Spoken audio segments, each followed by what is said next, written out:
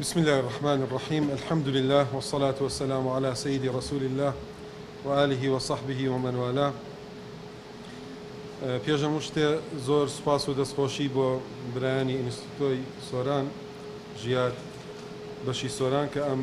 دەرفەتەیاندا لە خزمەت وەڕێستانە کۆبینەوە بۆ باسکردن لە یەکێک لەو نووسراوانەی کە زانای گەورە بەدیعوزەمان مامۆستا سعید نورسی نووسیوێتی کە پێوترێ پەیامەکانی نور ڕەسائل نور. هەوڵ دەدەین ئینشاءڵڵا لەم دەرفەتەدا لە خلالی نزیکەی نیو سەعاتێکە ئەوەی کە بتوانین لەبارەی ئەو پەیامانەوە ئەوەی بەپێی دەرفەتەکە بتوانین عەرزی جەنابتان بکەین بە هیوای ئەوەی کە جێی سوود بێ بۆ هەموو لایە. طبعا ناونیشانی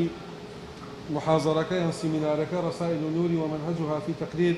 الحقائق الإيمانية. هەوڵە دەم لەم محاضرەیە ئینشاءڵڵا وەڵامی ئەم پرسیارانەی تێدا بێ بە کورتی.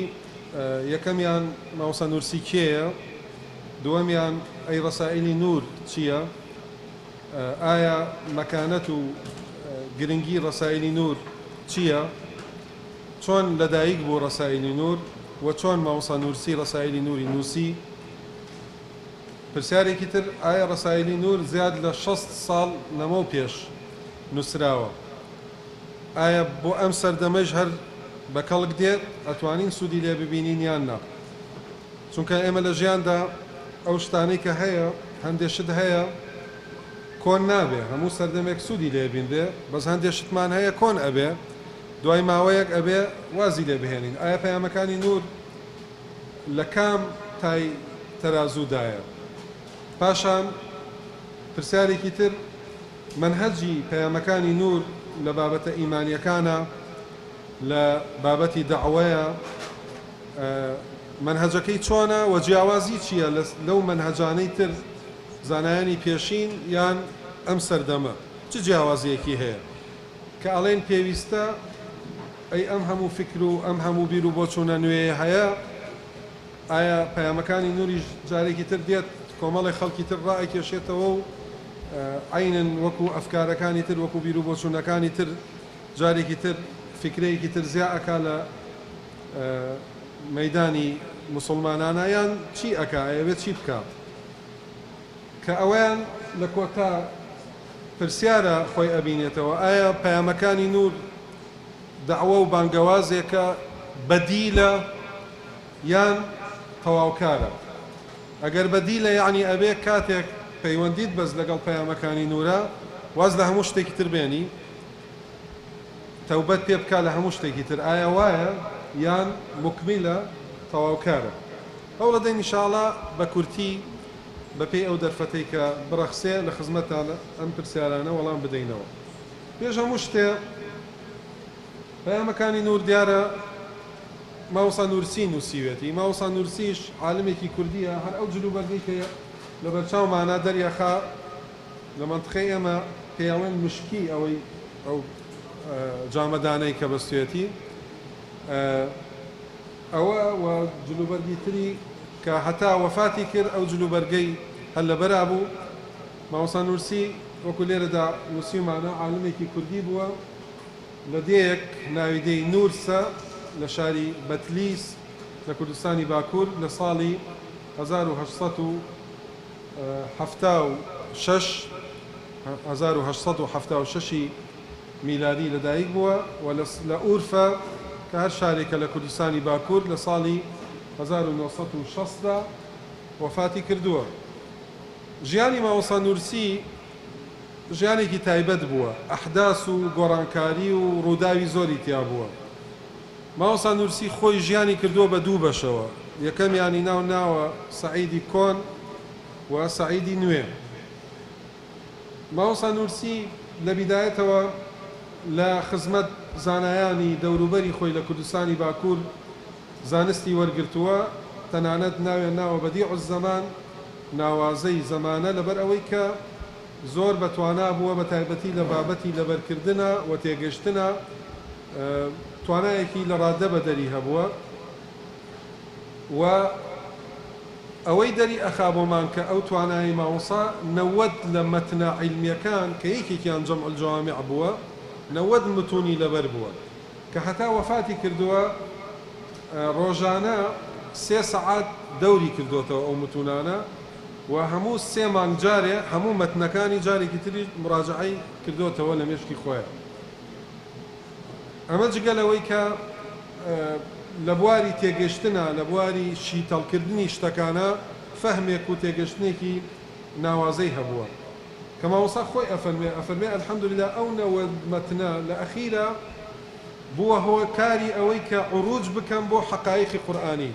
وەکو وەسیلەیەک بەکاری بهێنم بۆ تێگەشتن لە قورئانی پیرۆز. دیارە مامۆستا نورسی پاش ئەو لە مەرحەلەی سەعیدی قەدیمە پاش ئەوەی کە ئەو زانستانەی وەرگرت ئیجازەی وەرگرت ئەو توانە باشەی هەبوو مەدرسەیەکی کردەوە لە شاری وان مەدرسەی خوڕخوڕی پێ ئەوترا لە جێگەیەکە لە قەراغی شاری وان نزیکەی 20 ساڵ مامۆستا لەوێ فەقێی هەبووە تەدریسی کردووە وەکو دەستوری کوردەواری خۆمان هەموو مادەکانی تێدا وتۆتەوە. مامۆستا نورسی لە پاشتر هەوڵیدا جامعەیە بکاتەوە کە تیایدا هەموو علومە شەرعیەکان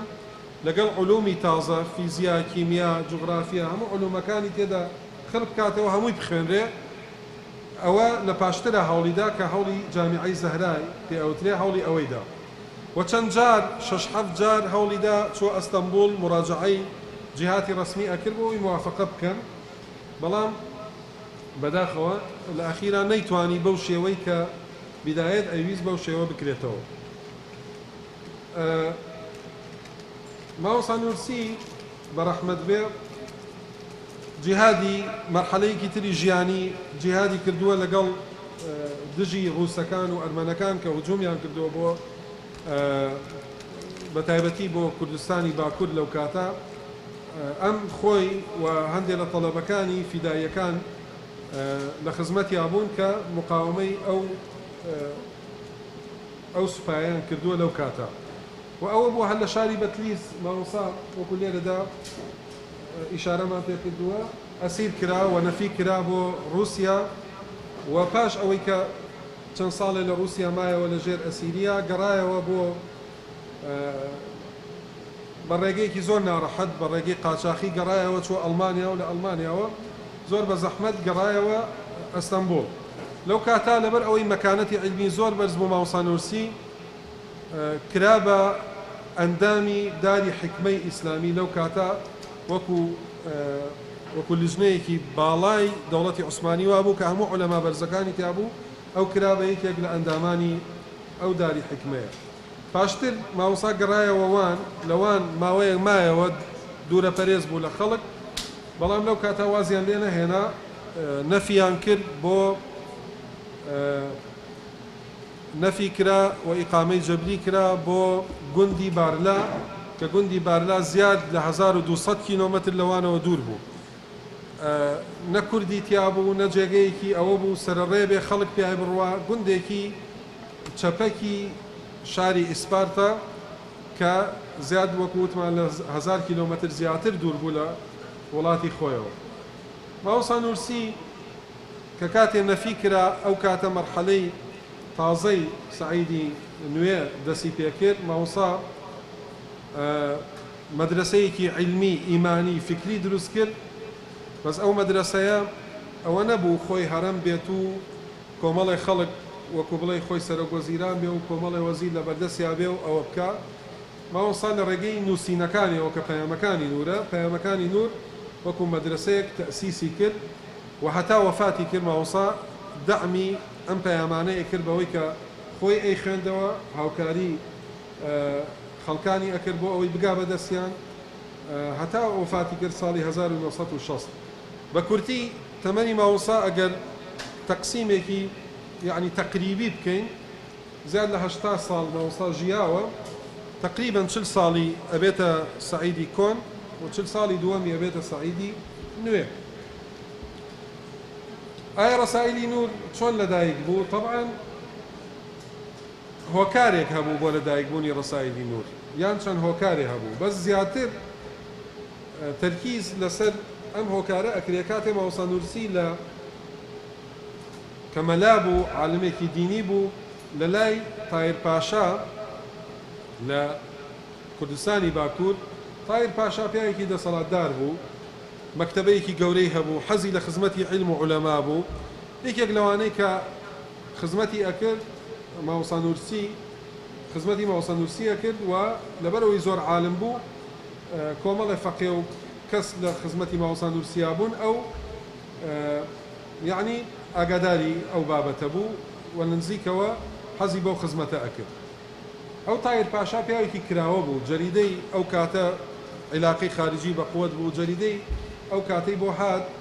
لە یەکێ لە جەریدەکانە خوێنبوویەوە کە وەزیری مستعمەرات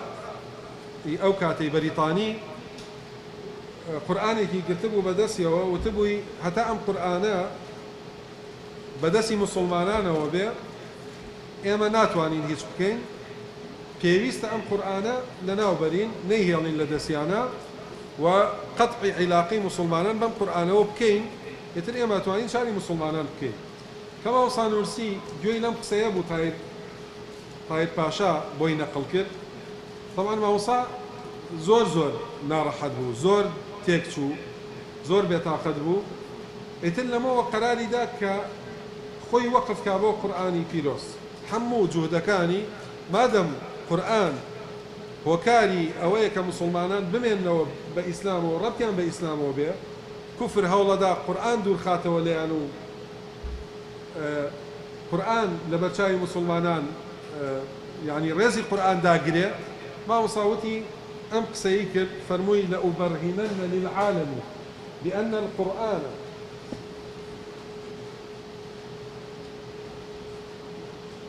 مامۆستا فەرمووی لەئوبەرهینەنە للعالم بأن القرآن شمس معنوية لا يخلو سناها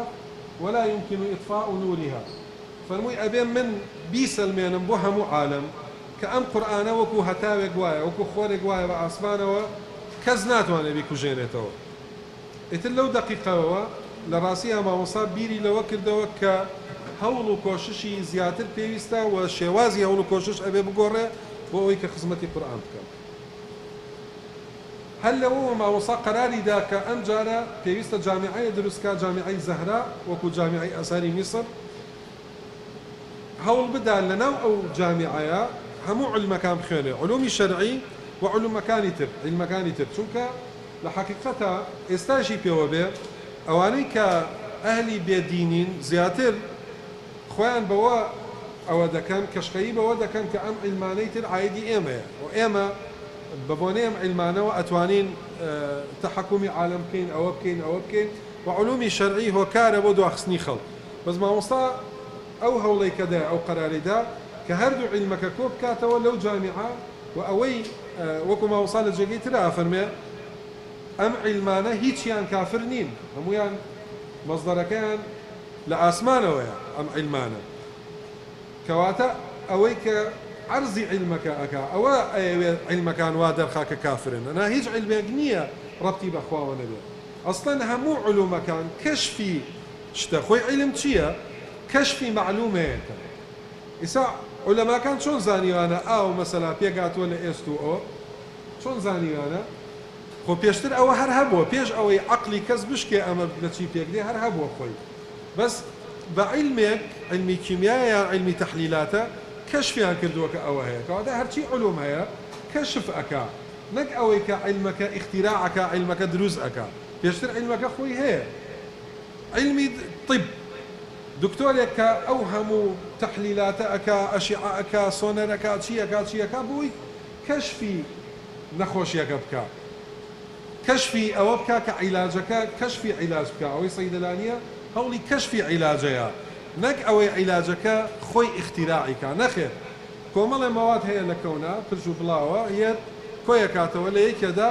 کەشفیەکە کە ئەمە وایە، ئەنا خۆی لە خۆیە ناتوانێت هیچ شتێ بکە. لەبەرەوە مامۆستایش لە ڕاستیە هەوڵیدا ئەو جامیعەیە بەو شکڵە تەئسیس بکە. بەڵێ جارێکی تریش مامۆستا کاتێک کە گەڕایەوە وتمان لە ئەسیری گەڕایەوە لە ئەستەمبول، پێشوازیەکی گەرمی لێکرا و کرا بە ئەندامی داری حکمە ئیسلامی ئەو کاتەکە عولەمای زۆر گەورەی بەرزی تێدا بوو ماوەسا لەو کاتە حاڵەتێکی بۆ دروست بوو بە تایبەتی لە 40 ساڵی یەکەمی تەمەنی تێپەڕی بوو ماوەسا باسی ئەوە کە دوای 3 ساڵ تێپەڕین بەسەر ئەوەی کە ئەندامی داری حکمە بوو پاشانە فەرمێ بە ئیرشادی قورئانی پیرۆز و بە هیمەت و دەستگیرۆیی شێخی گەیلانی کە دیارە ماوەسا معجیب بووە بە کتێبەکان و بە نووسراوەکانی شێخی گەیلانی و هەروەها بەوەی کە تووشی پیرەتی بووم و تاڵی سپین بینی لە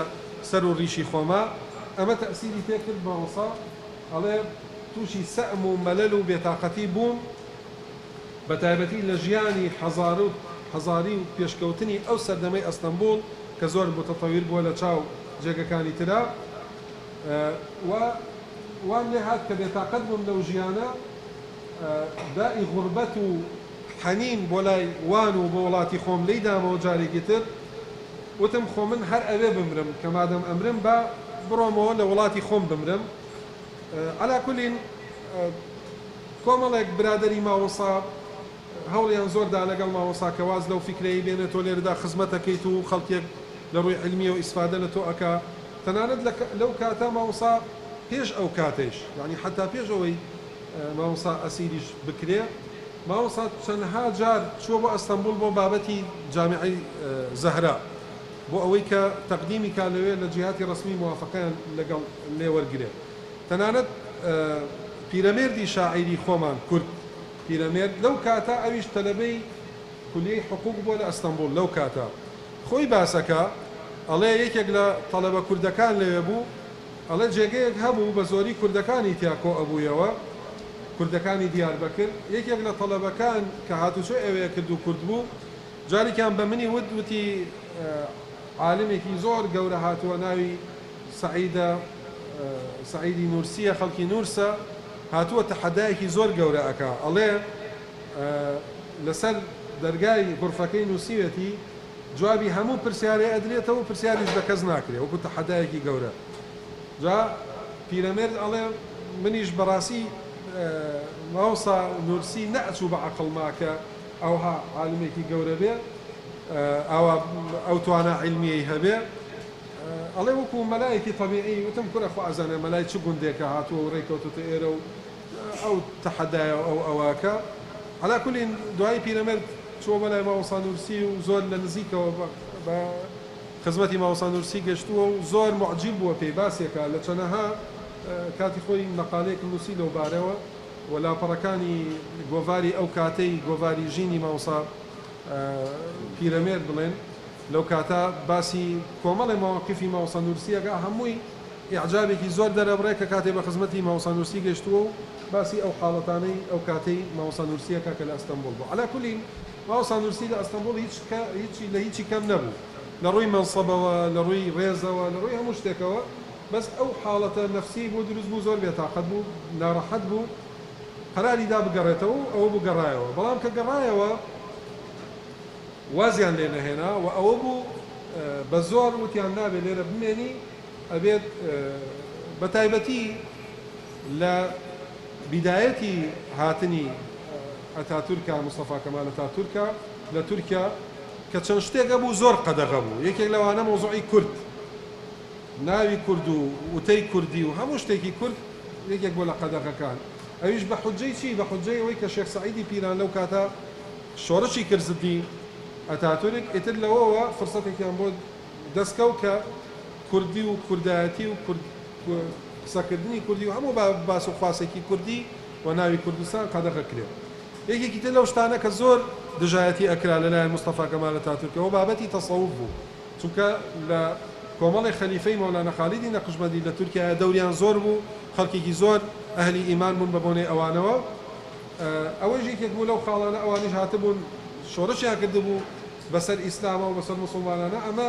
عەرقەلەیەکی گەورە بوو لە بەردەمیانە یەکێک لەو شتانە ئەوە بوو بۆی ماوەسا نورسی کە کاتێک کە تەرحیل کرا بە زۆر ئیقامەی جەبریان کرد و لەوانەوە نەقلیان کرد بۆ بارلا کە وتمان 1000 کیلۆمەتر زیاتر دوور بوو لەوانەوە خەڵکیش لەوێ خەڵکی بارلا بۆ ئەوەی خەڵکی ئەوێش کە خەڵکی سادە و فەقیر بوون نەچون بەلای ماوەسا نورسیا و شتی لێ فێر نەبن ئەیانۆ ئاگاتان لێبێ ئەوە کوردە ئیتر کورد یعنی ئەوە ئیتر قاچاقترین شت بوو کەس نەیەوێرا بچێ بەلایە ئاگاتان لێبێ دەمێک بە ناوی ئەوە کە ئەمە ئەیەوێ طریقەتی تەسەووف و نازانم ئەوە بڵاوکاتەوە بێ ئەوەی مامۆستا نورسیش یعنی ئەو شتانە لە شوێنی خۆیان بێنە بە تەمای ئەوە بوو کە ئەوەی لە مێشکی ئەوانە بوو مامۆستا بە تەمای ئەوە نەبوو عەلا کولین مامۆستا ئەو کاتی کە تەرحیل کرا طبعا لەو کاتە ئیتر وەکو وتمان کە ئەو قسانەی بیستە بوو ئەو وەزعی تورکیا بینی مامۆستا قراری دا کە خۆی وەقفکا بۆ خزمەتی قورئان و یعنی لە ڕێگەی قورئانەوە جارێکی تر ئیحیای ئەو علومانە بکاتەوە یاخود بە تایبەتی جانبی عەقەدی گرنگی پێ بدا خۆی تەرخان کرد مامۆستا وازی لە هەموو شتێک هێنا تەنها تەئەمول و تەفەکر لە قورئانی پیرۆز و ئیستینباطی مەسائلی ئیمانی لە قورئان یەکێک لەو مووقیفانە کە یەکێک لە تەڵەبەکانی کە ناوی مستەفا سنغورە باسی ئەکا کە تقریبا 2012 مستەفا سنغور وفاتی کرد بە تەمەن بوو کە وفاتی کرد ئەڵێ ساڵی 1954 من و یەکێکی تر لە تەڵەبەکانی مامۆستا نورسی کە ناوی زوبێر بوو ئەڵێ من و زوبێر لە غورفەیەکا بووین لە ژوورێکا بووین ئەیڕوانی بەسەر بوحەیرەیەک هەیە لە گوندی بارلا بوحەیرەیەکی گەورەیە لە گوندەکە و بوحەیرەکە دیارە وەکو دوکان و دەربەندی خان و ئەو بوحەیرەیەکە ناوی ئەغریدرە ئەڵێ لە غورفەکەەوە سەیرمانە کرد لە بوستانەکە و لە غورفەکەەوە بوحەیرەکە دیار بوو لە بەهاری ساڵی 54 مامۆستا نورسی لەو کاتە بەسەرهاتێکی پێش 30 ساڵی گەڕاندەوە یعنی ئەو کاتێک کە تازە تەرحیل کرابوو بۆ بارلا باسی ئەو حاڵەتەی کردووە مامۆستا نورسی بۆیان مامۆستا فەرموویەتی پێش 30 ساڵ لە ئێستا یعنی 54 ئەگە 30 ساڵ بچینە دواوە 24 پێش 30 ساڵ لە ئێستا لەم مەوسیمەیە لە مانگی یعنی لە بەهارە لە وەرزی بەهارە کاتێک کە گوڵ و گوڵزار و دەشت و هەمووی شین دەبێ و هەمووی سەوز دەبێ مامۆستا نورسی ئەفەرمێ من بەناو ئەو دار و درەخت و بەناو ئەو شینایەتیە ئەگەڕام فإذا بالآية الكريمة أو آياتي سورة الروم آية 50 فانظر إلى آثار رحمة الله كيف يحيي الأرض بعد موتها إن ذلك لمحيي الموتى وهو على كل شيء قدير ما وصى فرمي أم آياته ترد إلى خاطري هذا ما يشكم ده طبعا أم آياته أخوة أمريكا كأيما سيري آثار رحمة إخوة بكين طبعا رحمة إخوة وذات إخوة قديمة إما ناتواني استيعابي أو بكين ذات إخوة ببينين يعني حقيقة رحمة إخوة ببينين أبي سيدي آثاري رحمة إخوة آثاري كلام إخوة آثاري علم إخوة لمخلوقات كان بكين أنا حقيقتكي براسي لتواني إنسانانية ويو آياتش أمريكا إما آثار تشبيه نبي وكو چون دایکێک ئەبینی زۆر بە دڵسۆزیەوە باوەژەکا بە منداڵەکەی خۆیان و منداڵەکەی خۆیان نە بە سنگی خۆیەوە و شیری ئەداتێ و ئەمە چی دەرەخە ئەمە ئاساری ڕەحمەتێکە کە لە دڵی ئەو دایکایە ئێمە حەقیقەتی ئەو ڕەحمەتە کە چەندێک ئەو دایکە ئەو منداڵی خۆشەوە کەسمان نازانێت چەندێک قیاسێک نییە بڵێ یەک دوو سێ ئەوەندە کیلۆ ئەوەندە مەتر قیاسێک نییە بەس ئێمە ئەزانین ئەو دایکە زۆر ئەو منداڵی خۆشەیە بەچیە بە ئاسارەکە کە ئەبینین خەو لە خۆی تێگەدا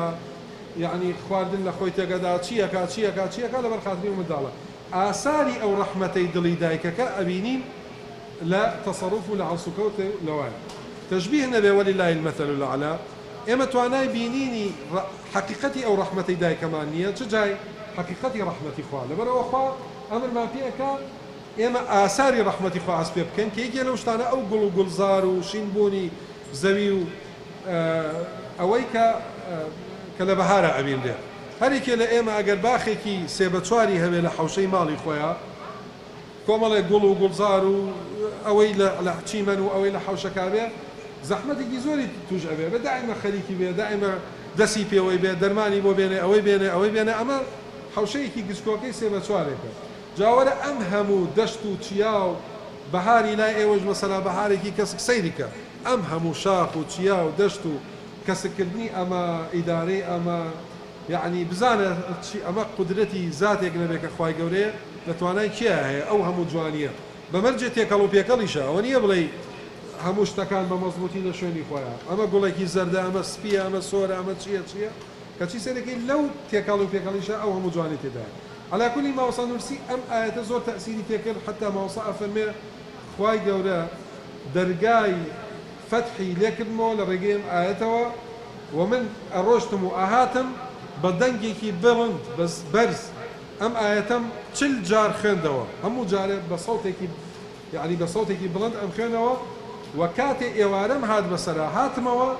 ڕیسالەی حەشرم نووسی ڕیسالەی حەشر یەکێک لە تەڵەبەکانی ماوەسا تەڵا ماوەسا نووسی خەتی خۆی زۆر ناخۆش بووە یەکێک لە تەڵەبەکانی ناوی تۆفیق حافظ تۆفیق شامی بووە حافظی قورئان بووە تۆفیق شامی ناو بووە بە پەلە ماوەسا فەرموویەتی وەرە بنووسە ڕیسالەی حەشری ماوەسا نووسی کە کەلیمەی دەیەمە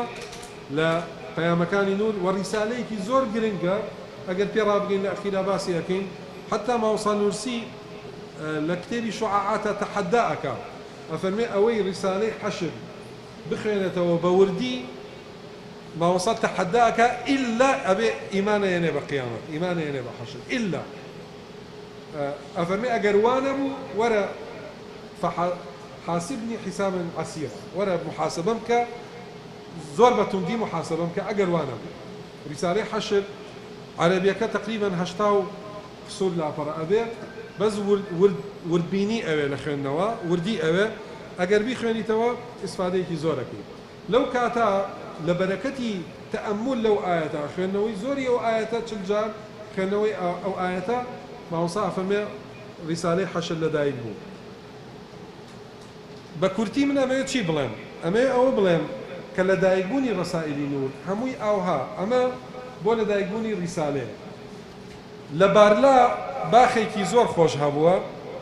باخي كي زور خوش هبوا هي كي لطلبة طلبكاني ما وصل نورسي بوا چند جار ما وصل نورسي دعوت كردو أو باخو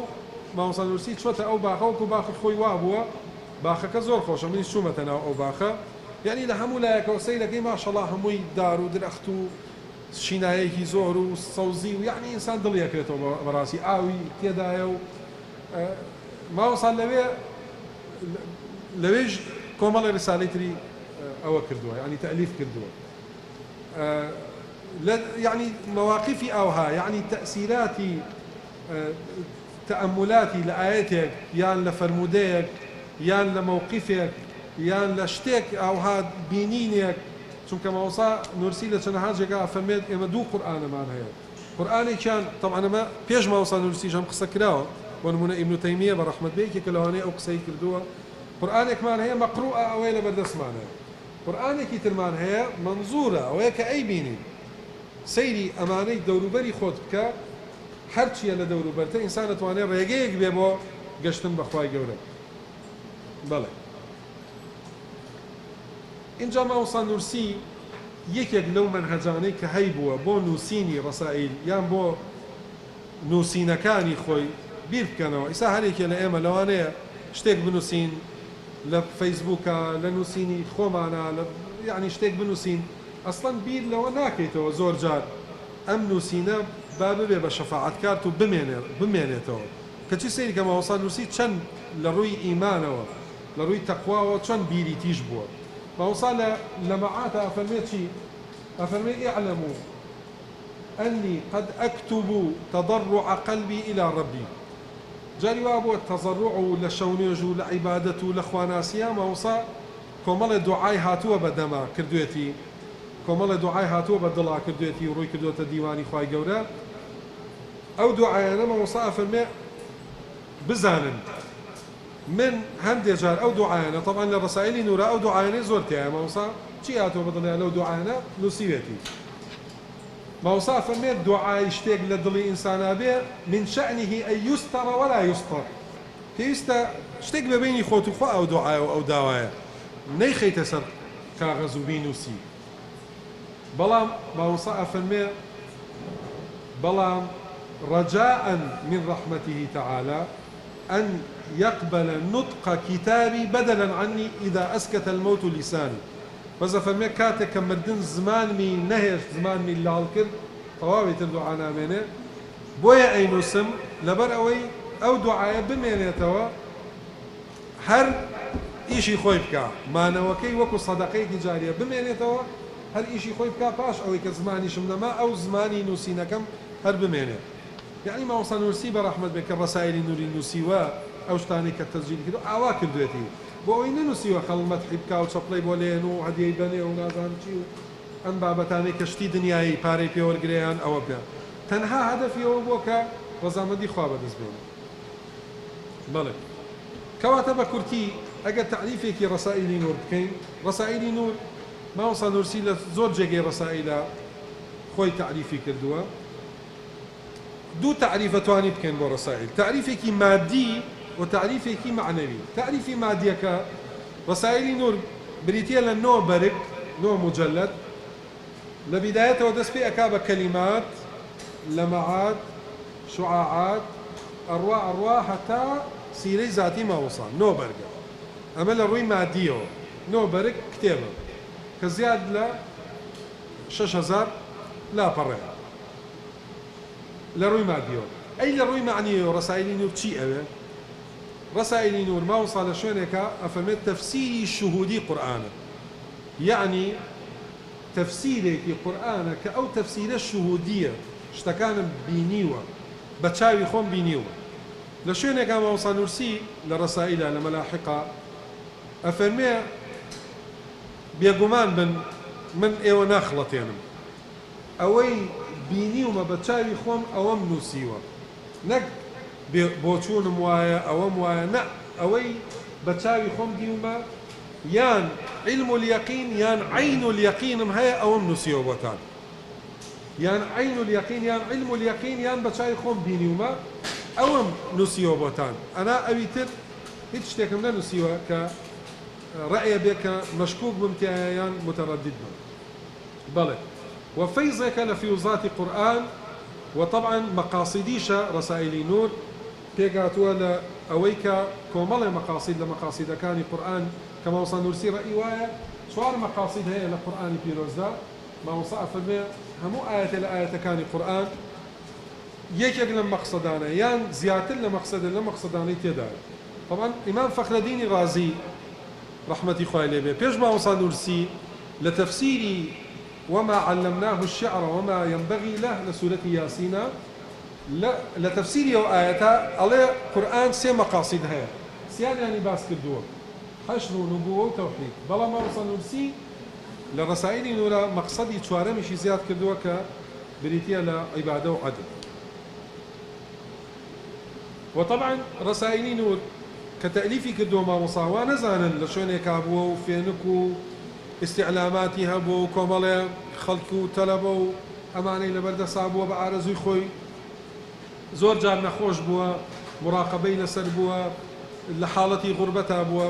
هەر ئەو گوندی بارلایەی کە بۆم کە باسم کردن یەکەم تەڵەبەی مامۆستا نورسی کە لە گوندی بارلا یەکەم تەڵەبە کە پەیوەندی پێوە کرد ئەویش قیروسیای لە خۆی کرد چونکە وەکو وتمان ئەیانوت کوردە کەس نزیکی نەکەوێتەوە کەس نەیەوێرا فەقیرە بچێ بەلایە مەلایەکی بە تەمەن زیاد لە 50 ساڵ تەمەن عیلمێکی زۆر لە گوندێکی ئاوها وەرە قەتیزیکەی نەیەڵی خەڵکی سفادەی لێ بکە ئاوها لە شوێنێکە سجنیکەی طبعا یەکەم جار کە چوو ئەوێ ماوەسا کەس نەیەوێرا بچێ بەلایە ماوەسا نورسی وردە کە لەوێ بوو دوایی هەر شورتەکانی ئەو شوێنە کە مراقبەیان ئەگرت وتیان وەڵی ئەمان لەوە ناچێت کابرایەکی ساختەچی و دەستبڕ و یعنی ئەوە بێ ڕابکە یعنی وەکو ئەوە بێ سەیرانە کرد یعنی پیاوێکی سادە پیاوێکی فەقیر دائیمە خەریکی عیبادەت قورئان خوێندن شەو نوێژ وردە یعنی مەجالیانەدا کە بچێت جارجار ئەو باخانەی بارلا بچێتە ئەوێ جارجار چیایەک هەبوو لە پشتی بارلاوە چیای چام ماوەسا بچێت بۆ ئەوێ ئەمین بوو لێی کە ئەمە ئەوە نییە یەکێک نییە بڵێن ڕابکە و ئەوانە ئەلا کولی یەکێک لەو جارانە ماوەسا بەهار بووە چووە بۆ چیای چام چیایەکی بەرز بووە تقریبا زیاد لە سەعاتی ڕێگە بووە کە چۆتە سەر چیاکە دوایی کە لەو سەرەوە گەڕاوەتەوە ئیتر بەهارە بەهار جاری وایە هەتاوەکەی زۆر خۆش و دوایە بێ بە باران بارانێکی زۆر باریوە ماوەسا نورسیش یعنی کە لەو سەرەوە گەڕاوەتەوە ئەو هەموو باران لێداوە هەموو گیانی ئاو بووە بەو تەمەنەوە و تەمەنێکی پیری و هەموو گیانی ئاو بێ و هیچی پێ نەبێ کە گەڕاوەتەوە لە نزیکەوە خەڵکی گوندەکە جێگەیەک وەکو چایخانەیەک وەکو شوێنێک هەمویان دانیشتون مراقبەیان کردووە کەسیش نەیوێراوە هیچ بڵێ کە لە دوورەوە هاتووە یەکێک لەوانەی کە دانیشتووە زۆر بەزەی هاتوتە ماوەسا بەو تەمەنەوە بەو پیرەتیەوە و ئەوانە چوە بە پیریەوە و یعنی پێڵاوەکانی بۆ خاوێن کردوێتەوە هەمووی قورب و گیانی و یعنی هەر چووە بەدەمەوە تۆزە بەدەمەوە وتێتی قیل و سیا ئەو پەڕی ئەم کوژن با بمکوژن ئەو معقولە ئێمە ئەو پیاوە بەو تەمەنەوە خۆ هیچی نەکردو خراپەی نییە بۆ کەس و على كل لەگەڵ ماوەسا یارمەتی ماوەسا ئەدا و چاکەت و شتەکەی قورس دەبێ و ئەوە بێ هەڵێک لێ بۆی و لەگەڵ یاچێتە غورفەکەی ماوەسا غورفەکەی خۆی یەکەم تەڵەبەی نور کە دروست بوو ئەو تەڵەبە بوو ئەو زەلامە بوو کە ئەوش قیروسیا لە خۆی کرد دوایی وردە وردەوای لێ هات کە بڵاو بووە سەیران کراما هیچ نە ئەڵێ بە خەڵک شتی خراپ فێری خەڵکەکان نە ئەوە ئەکا هەمووی دینداری و بابەتی ئیمانی و بابەتی قورئانی لەبەرەوە لەوەوە خەڵکێکی زۆر ئیتر وردە وردە اتصالیان کرد بە ماوەسا نورسیەوە طبعا وەکو وتمان ئەم پەیامەکانی نور تەئلیفی پەیامەکانی نور ئاوەها بووە لەناو باخ و جاری وا بووە لە سجنە جاری وا بوو ئەوها لە تحت الإقامة الجبرية لە شاخەکانە لە چیاکانە ئەوها ماوەسا تەئلیفی ڕەسائیلی نوری کردووە طبعا ڕەسائیلی نور کە ماوەسا تەئلیفی کرد تەئسیسی مەدرسەیەکی کرد يعني براسي زور جار أوتريه كتابي زور أوتريه باشا أو تفسيري قرطبي معناه تفسيري فخري رازي معناه تفسيري شي معناه شي معناه إتر رسائلي نورش تفسيره قال يجي قالوا تفسيرنا بلام جوازي هي لشان رويكو يكيك لو روانا أويك رسائلي نور بو هموت شينك نسراو بس أو كتاباني تر بو هموت شينينية عالمي زور برزها ولم سوراني إيوان زۆر عالمی گەورە هەبووە لە عیلمان زۆر بەحر بووە بە دەرەجەی یەکەم ئەو عالمانە کێ ئیسفادەی لێ کردوون ئەو فەقیانەی کە متەفەویق بوون کە زۆر زیرەک بوون کە وەختی خۆیان ئەوە کردو و چۆکیان داداوە 2 3 4 5 6 ساڵ لە خزمەتی ئەو مامۆسای خوێنێتی و ئیسفادەی کردووە ئەنا عمومی خەڵک ئیسفادەی بە دەرەجەی عیلمەکە بە قورسایی عیلمەکەی و عالمە استفادەیان نەکردو بە قورسایی عیلمەکەی مەسەلا پرسیارێکی فقیە بۆ خەڵکێکی عام ئەوە پرسیارێکی فقی کردووە ئەی خەڵکی عام ئیسفادەی لە بەلاغەی ئەو مەلایە کردووە لە عیلمی منطقی ئەو مەلایە کردووە خەڵکی عام لە عیلمی صرفی ئەو مەلایە لە عیلمی نەحوی ئەو مەلایە لە علومی تر ئیسفادەیان نەکردووە تەنها لە جوزئێکی کەمی عیلمی ئەو مەلایە ئەوەی کە ئیسفادەی زۆری کردبێت چینێکی تایبەت بووە بەس فەقەکانی خۆی بعض ملاجة بو فقي زيرق نبو بيه نيتوانيو استفادة لبكا نيتوانيو مزبوط بجيشتو بس ما وصل نورسي برحمة به أوهم توانا علمي هبوا خوا توفيقي ياوا أوهم علمي خوي لرسائل نورا ببرشو بلاوي بلاو بكاتو همو كسيكيش استفادة لبكا خدم الرسائل نور لمستواك يا مناتو استفادة لبكا وانية من دال بي ئافرەت بی پیر بی گەنج بی خوێنەوار بی نەخوێنەوار بی عەلامە بی هیچ نەزانی هیچ بزانی ئیسفادەی خۆتی لێ ئەەکەی چونکە ماوەسا نورسی لە سەردەمێکان نووسی لە تورکیا ئیمان دەرگای داخرابوو تەواو ئیتر خەڵکە بێ بەرەو کوفر بڕوا لەبەر ئەوە ئەگەر بە ئاستێکی بەرز و بە مستەوایەکی بەرز قسەی کردایە و بەس بۆ وەکووتمان چینە فەقێ بیکردایە خەڵکەکەی تر هەمووی ئەفەوتا ماوەسا هات ئەو عیلمە فراوانە هەمووی هێنایە ئاستێکەوە کە هەموو خەڵک ئیسفادەی لێ بکە بەڵێ ڕاستە لەوانەیە لە بیدایەتەوە منهەجی ڕەسائیل نەزانی چۆنە چییە بیخوێنیتەوە زۆر باش تێ نەگەی بەڵام ئەمە شتێکی تەبیعیە منهەجێکی تایبەتە وردە وردە ئەچیتە حاڵەتێکەوە کە تێ ئەگەی لێ بەڵێ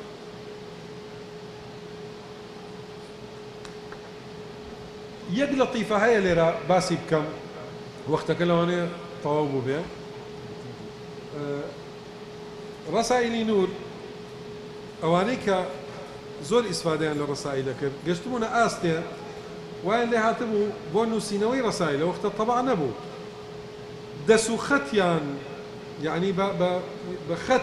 انوسيو طبعا بدسو خط انوسرايو بو استفاده بك او كسانش كنخنوار بون بو اوي لو بركته لو خيره بيبجنا بن كخلقي زور استفاده للرسائل كر اهاتم خنواريان نبو بتابتي لو قندي ساوي بيوتر نزيكي سبارتيا كومل خلقي زور بصدها كس اهاتن خنواريان نبو وكو الرسم انوسي ورسائل وكو الرسم كان بيني وكو الرسم انوسي انا زاين شي انوسي بس وكو الرسم انوسي استاج او رسائل انا عندي ما هو بدا سخط كان خنوار بنوسي انا تو ناردويانا تناند رسائلي نور هل لو قندا افلتكاني او قندا كزوربان خنوار بون او ونان خوش ويستوا چون كسينا كدو من دال وكسكاري اوان هموي ببوني او ايماني بارز راو بو او اندان خوش ويستوا جوانترين جلوبرگي خويان كلو كاتاهي او قندا جلوبرگي رنگي سور بو رنگي سور جلوبرگي افرتاني او كاتا بلين بو مناسبات لبريان كردوا او نوسيناني كنوسيانه هي رسائل برگا كان بو جلوبرگا خوشويستي خويان قماشكان بريو كردويانا ببرگي رسائلك اميتر يعني خوشويستني شتل لا كردويانا ببرگي او كتابه استايش وكو وفايك بو او موقفي افرتان استاج زوربي زوري او دار طبعاني دار نشناني تركيا كرسائلي نور طبعا كان هر برگكي او هابو رنگ السورة اكن وكو وفايا بو او موقفيك او كاتها ينبو وقتك نما بلام قصة زور بو براسي اويكا قرنگا براسي رسائلي نور لكوتايا يعني بيلم وكو بدايتي جوتم وكو تشتري قوايا وكو تشتري قوايا همو مسلماني اتواني بچيت وكو سفريكي راخراو وكو تشتري همو مسلماني اتواني استفادي لك تايبد نية بكسيك وكسيكي دي منع كريا وهروها نظري رسائلي نور وايا كنظري تكميلية نق نظري بديلي ما وصل نورسيا فرميه كي هيد ببا خاوني چه فكريكي چه مدرسيكي فكري خوتي ببا إلى قينية رسائل نالي واز بينا لهيج فكرة يكي لقورتنين مشكلة فكر استا لعالمي إسلامية اوه كاتي كتو لم فكرة أشيدا فكرة كيتر الله أبي إعلاني كي كمن توبم كدو له فكرة أما فكرة كنوية أما راسة أو غلط بوا أو وابوا رسائل نور داوي أو اللي ناكا الله لهج مدرسة هاي ببا ورا لرسائل نور استفادة خودك رسائل نور اهتمام بإيمان أدا مسائل إيماني بدرجة كم جرنجا للا بلا اشتي تريشي تدا زور بس بدرجة كم بابة إيمان كان وأيوه أو كسي إيماني نية بيتا سرقي إيمان وأويش إيماني هيا إيمانكي بقاتا بلا برزكاني إيمان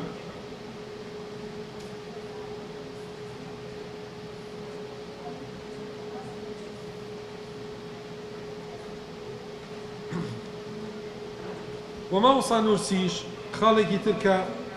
جرين قبيلين ما وصى نورسي خوي فرزناك بسر كسا انا عادة استاك من قساكم وكو بليك هموي بيدنيا ابي هموي جونا من بقري ما وصى نورسي اوينية ما وصى نورسي لرسائلي نورا الله ورا وكو هاوريك وكو رفيقك باش تكام خينينو نق اويكا الا قسي من او بي حتى ما وصى سيدك افهمتي ما وصى إن أستاذكم ليس معصوما من الخطأ بل من الخطأ الاعتقاد بأنه لا يخطئ ولكن وجود تفاح فاسد في بستان لا يضر بالبستان قائدي كتري دارا ووصى خذ ما صفى دع ما كدر ورا لقل ما ورا السفرة ورا رسائل نور بخير روا خذ ما صفى أو يبدل طوال يقرأ أو شيء بدل دع ما كدر أو يدل تنقبي قبلناك اعتيادي لي قرأ وازي لي بينك لبر أول راسية جرينجي رسائلي نور لم بوارانا بتايبتي لم سردمايا أوي من بزانم وكو استقرائه ناقص ككردم لە کوردستانە زیاد لە 11 ڕسالەی ماجستێر و دکتۆرا نووسراوە لەسەر ڕسائیل و هەروەها لە عالم تەنها لە مؤسسەیە کە مؤسسەی ئەستەمبوڵی پێوترێ گرنگی ئەدەن بە ڕسائیلی نور تا ئێستا 12 مؤتەمەری دەولی کراوە تا ئێستا 11 نەدوەی شەبابی ئەکادیمینی کراوە کە تقریبا 2 هەفتە لەمەوبەر نەدوەی 11هەمین تەواو بوو هەر خودی خۆم یعنی تقریبا 8 بەحسم لەسەر ڕسائیل نووسیوە کە هەمووی لە مجلاتی علمیە بڵاو بۆتەوە ئەمە بێجگەلەوەی جەنابی دکتۆر عومەر دکتۆر زەکەریا دکتۆر فەتحی دکتۆر کێ مامۆسایانی تری کولەی شەریعە کە پێکەوەین لە کولێە ئەوانە هەمویان هەرێکی و لە بوارێکی ڕسائیلە نووسینیان کردووە ئەمە سەرەڕای ئەوەی کە ڕسائیلی نور تەرجمە کراوە بۆ چەندەها زمانی عالەمی کە یەکێکیان زمانی کوردی خۆمانە و زمانی عەرەبی چونکە ماوەسا نورسی تەنها لەو 9 بەرگە تەنها 2 بەرگی بە عەرەبی نووسیوێتی 7 بەرگیان بە تورکی نووسیوێتی چونکە ئەو خیتابی لەگەڵ خەڵکێکا بووە کە تورک بوون لەبەرەوە بە زمانی تورکی نووسیوێتی بەڵام هەر لە سەردەمی خۆیان ماوەسا کۆششی کردووە کە تەرجمە کرێ بۆ زمانەکانی تر ئەوەی کە ئەخیر خاڵە ئینشاءڵڵای تر کۆتایی پێدێنم ئەوەیە کە لە ڕاستیە یەکێک لە گرنگی ڕسائیلی نور ئەوەیە کە ڕسائیلی نور بە قەڵەمی پیاوێکی عالم نووسراوە زۆر عالم بووە و پیاوێک بووە لەو پەڕی تەقوا و